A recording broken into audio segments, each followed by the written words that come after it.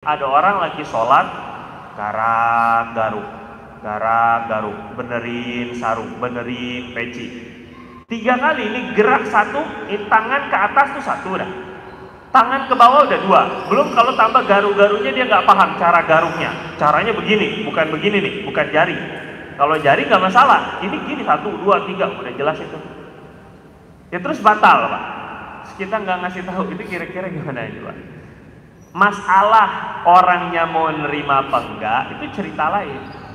Ada lagi ini kadang-kadang memang perlu dibuat buku ini, kayaknya saya perlu buat buku ini. Kesalahan-kesalahan orang sholat, dari kesalahan toharoh, kesalahan orang sholat itu perlu sekali.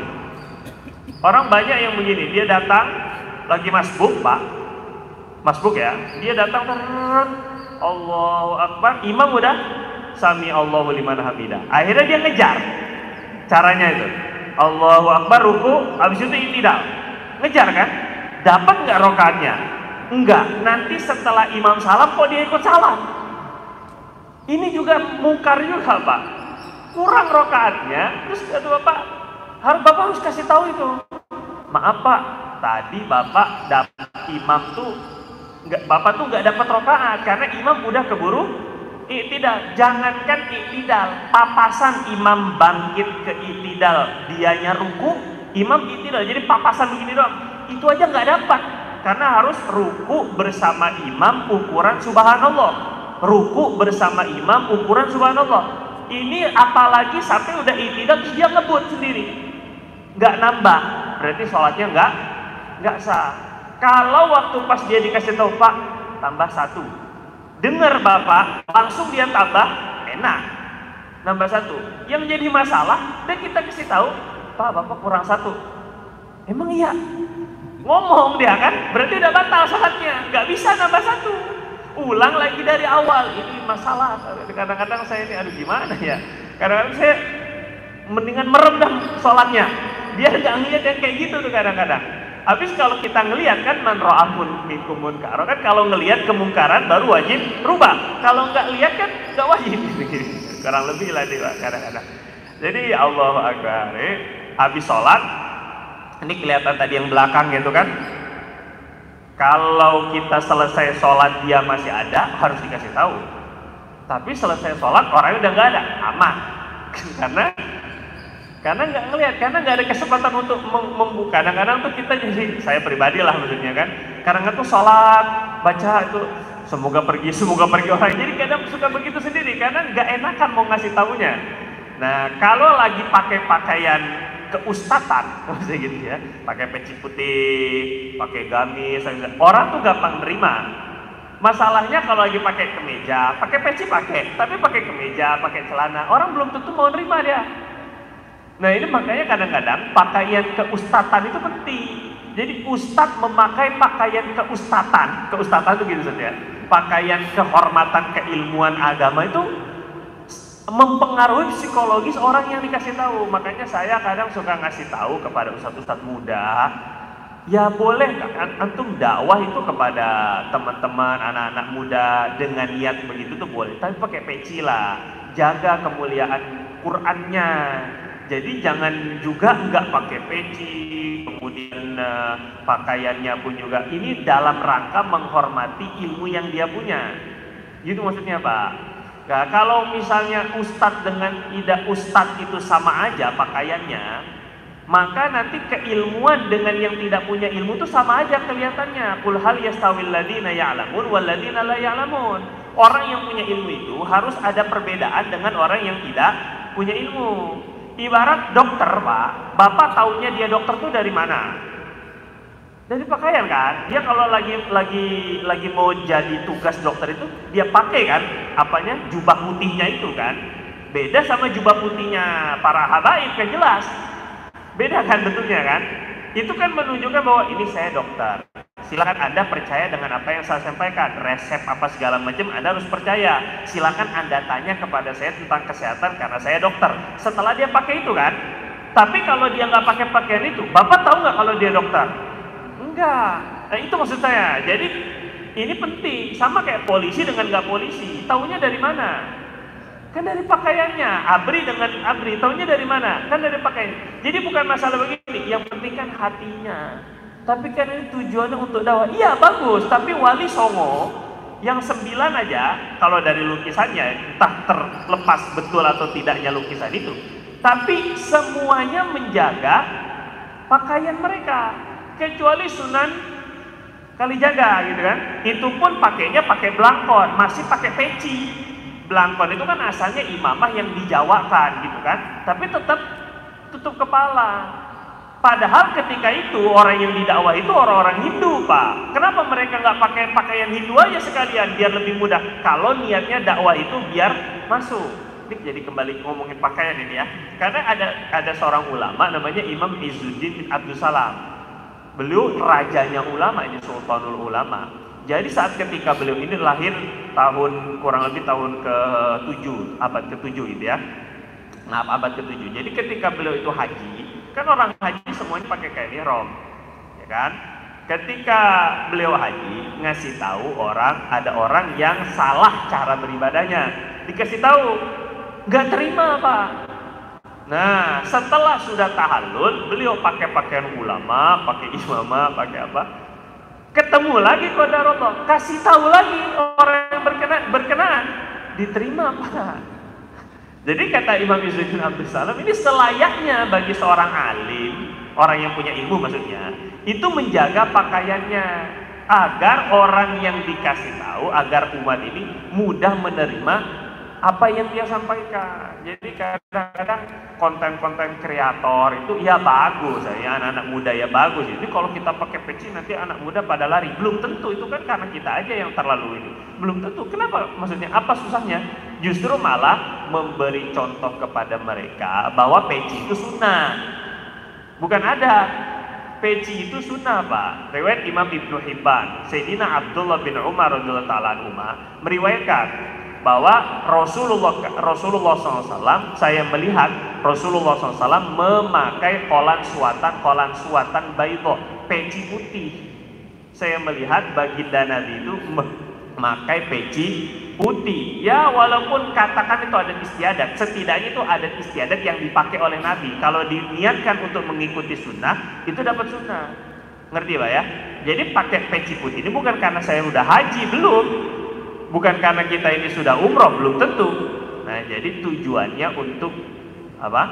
Mengikuti sunnah. Pakai imamah ini bukan berarti karena dia sudah alim atau udah jadi ulama, karena niatnya untuk mengikuti sunnah. Pakai sorban ini niatnya untuk memperkenalkan sunnah. Jadi itu maksud saya. Jadi kembali tadi kemana ini ya? Kembalinya ini ya. Yang ngomongin apa tadinya ya? Saya jadi lupa jadinya. Hah? Sebelum pakaian tuh, skipnya apa tadi masalah? Nah, jadi tadi tuh orang yang ditegur tuh biasanya ngelihat pakaian, Pak. Jadi bapak-bapak sekarang yang tahu ada, atau ibu-ibu juga sama, melihat ada ibu-ibu lain yang ketika sholat rambutnya kelihatan mungkin, ataupun juga cara-cara sholat lainnya yang keliru, wudhunya nggak benar, itu wajib ditegur semampu kita. Orangnya nerima nggak nerima itu urusan cerita lain. Yang penting gugur kewajiban kita sudah ngasih tahu. Saya pernah ngasih tahu gitu, Pak, ini karena udah tua kan maksudnya, Bapak tadi nggak dapat rokaat karena iktidalnya, imam udah iktidal. Oh iya. Tapi iya tuh nggak dilaksanakan gitu. Jadi ya sudah selesai masalah kita.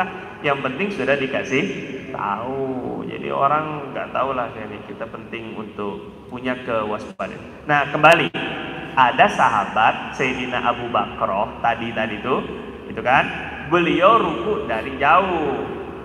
Boleh nggak kayak gitu? Boleh Pak, tapi hanya 2 langkah berturut-turut. Lebih dari 2 langkah berturut-turut batal. Jadi kalau Bapak ngamalin yang kayak gitu, saking takutnya masbuk, akhirnya Allahu Akbar, jalan ke depan, ya batal. Jadi 1, 2, ada jedanya, ya minimal subhanallah lah. 1, 2, terus sampai masuk ke soft. Sama seperti ketika kita lihat soft di depan kita kosong, maka bapak atau geser misalnya, bapak ngegesernya 2 langkah. Bisa dipahami Pak ya? Setelah selesai sholat, baginda Nabi dikasih tahu, itu Nabi Abu Bakar bikin kayak gitu tuh, ngada-ngada. Masa dari jauh dia udah ruku, terus sholatnya sambil jalan jadinya. Nah, jadi kata Nabi, zadakallahu khirsan wala ta'ud. Semoga Allah Subhanahu wa taala meningkatkan semangat kamu Abu Bakar, tapi jangan diulang. Coba ini Pak, Bapak perhatikan ini ya. Niat baiknya kan niatnya biar nggak masbuk itu, sama Nabi diapresiasi dulu. Dan beginilah cara negor. Kalau negor orang, jangan hanya fokus pada salahnya, tapi motifnya apa. Kalau motifnya baik, puji dulu motifnya. Oh, motifnya ini saya niatnya sedekah, iya Pak, tapi sampai mengorbankan, misalnya nih, sampai mengorbankan gak bayar utang yang udah jatuh tempo gak terbayar-bayar. Niatnya itu didoain dulu, semoga niat Bapak diterima. Kayak gitu caranya. Bukan Bapak ini ya, itu dosa namanya. Oh, langsung fokus pada kesalahan. Nah, Nabi itu fokus dulu, lihat dulu kelebihannya, kebaikannya. Sekarang beliau berbuat kayak gitu kenapa? Kan karena semangat ingin tidak masbuk. Maka sama Nabi didoain dulu, zadakallahu hirsan, semoga Allah Subhanahu wa taala tambahin lagi semangat Bapak, biar nantinya makin datangnya lebih awal. Jadi dipuji dulu, didoain dulu Pak. Ke anak juga gitu. Nah, ada anak dia mau bantuin cuci piring, piringnya pecah, Bapak fokus yang mana? Fokus piringnya pecah, apa udah usaha dia membantu cuci piring? Nah itu dia, ibu-ibu juga apa lagi? Oh sih, udah dibilangin jangan. Yang difokus itu piring pecahnya. Padahal diingat, ini anak udah bagus. Akhirnya si anak gak mau bantuin lagi nanti. Nah setelah dia remaja, karena nggak pernah disuruh bantu-bantu, setelah dia remaja kerjanya main game. Orang tuanya mencak-mencak, marah-marah. Kamu nih di rumah malas banget, nggak pernah bantuin ibu. Dulu mau bantuin, punya kesalahan, dimarahin. Ngerti nggak Pak kira-kira ini? Ini kan kesalahan pola asuh kita, termasuk saya maksudnya. Kadang-kadang begitu, jadi udah nggak usah di dapur repotin. Nanti giliran dia udah gede, gak ngerti dapur, ibunya marah-marah, gak peka. Dari dulu masih gak pernah suruh bantu, ini kan aneh Pak. Ya itulah ya namanya orang tua ya, gak ada sekolahnya dulu mah. Nah jadi makanya perlu belajar terus. Kembali, jadi Nabi itu coba lihat Pak ini ya, cara negur orang tuh gitu. Jadi lihat dulu kebaikannya, tetap ada kebaikannya. Kalau ada niat baiknya, dipuji dulu, didoakan dulu, Bapak semoga Allah. Wala ta'ud, tapi jangan diulang Pak ya. Yang kayak gitu jangan ya Pak. Nah, ini Abu Bakar, Sayyidina Abu Bakar radhiyallahu. Pernah lagi para sahabat itu kalau Nabi udah takbir lari Pak. Sampai berisik. Gitu. Nah, ini diterapin kayak gini, ini berlaku kalau santri yang masbuk, nah ini kan dipukul, disuruh push up lah, disuruh bersihin WC lah, didenda lah, macam-macam, kabur pasti. Nah ini terjadi nih. Cuman kalau sahabat nggak usah pakai denda Pak.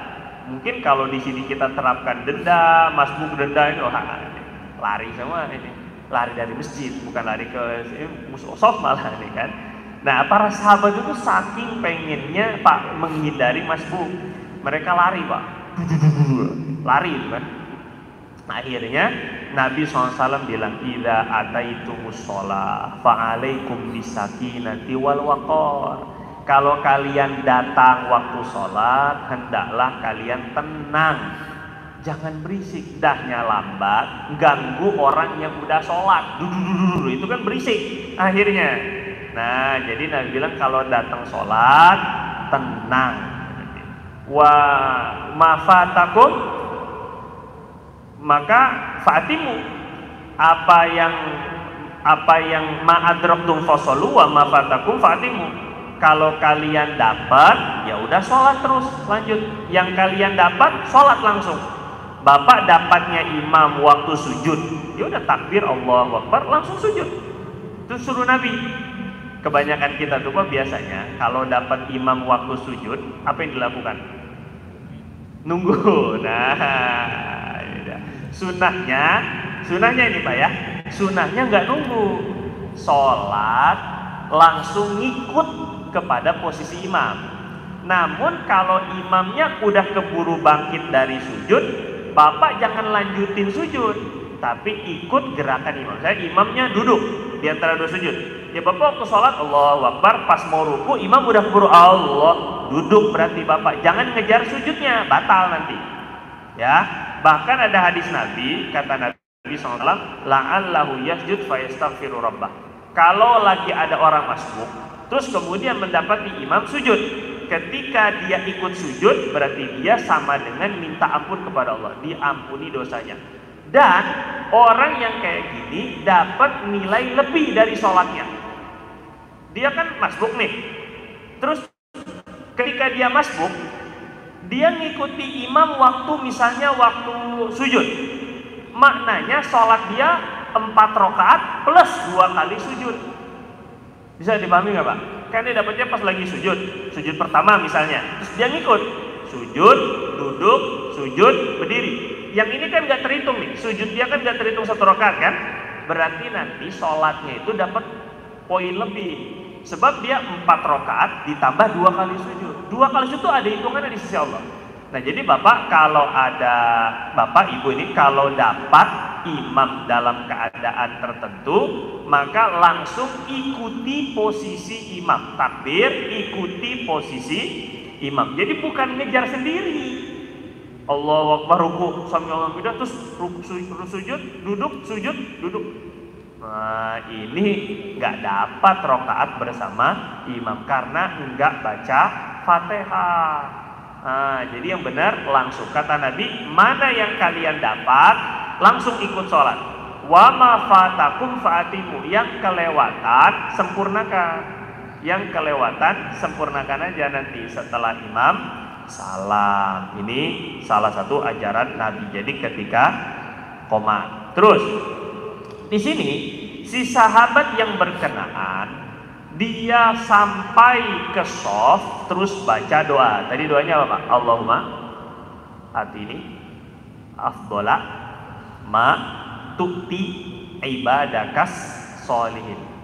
Ya Allah, berikan pada hamba sebaik-baik perkara yang engkau berikan kepada hamba-hambamu yang soleh. Ini doanya canggih sih sebenarnya Pak. Bapak mau ngedoakan banyak, yang mau diminta tuh banyak. Terus kemudian mau minta yang mana satu? Ketika dia udahnya terlambat sampai di shaf, dia doanya minta hal terbaik yang engkau berikan untuk hamba-hamba orang soleh.